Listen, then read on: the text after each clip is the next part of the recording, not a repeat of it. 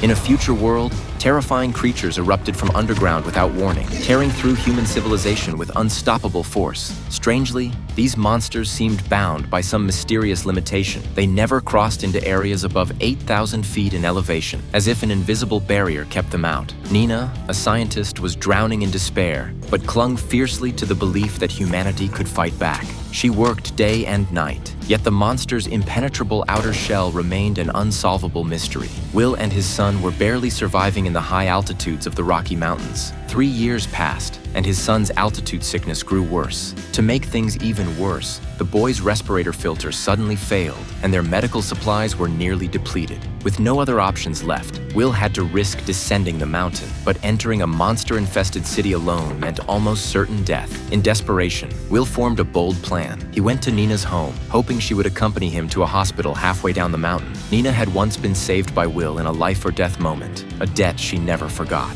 Ever since the monsters appeared, she had devoted herself entirely to studying their behavior, to the point of near-total mastery. Will knew that if they had any chance of success, Nina's expertise would be crucial. On top of that, he had access to a rarely known escape route, a mining tunnel that stretched all the way to an area near the hospital, giving them a glimmer of hope. At dawn the next day, Will left his son in the care of a kind-hearted woman and headed toward the ammunition depot. When he arrived, he unexpectedly found his close friend Katie already waiting. Katie had somehow heard about Will's plan and couldn't let him take that risk alone. Will insisted he had nothing left to lose. Better to die fighting than survive hopelessly in a doomed world. But instead of stopping him, Katie chose to go with him. Will felt a warm surge in his chest. He knew the journey was incredibly dangerous, but with Katie by his side, it felt a little less terrifying. Soon, the three of them climbed down the cliffs toward the lower mountain areas. They passed the remains of battles between the military and the creatures. Will worried there might still be monsters hiding in the pits, but Nina pulled out a compass and explained that the monsters emitted a strong biological magnetic field.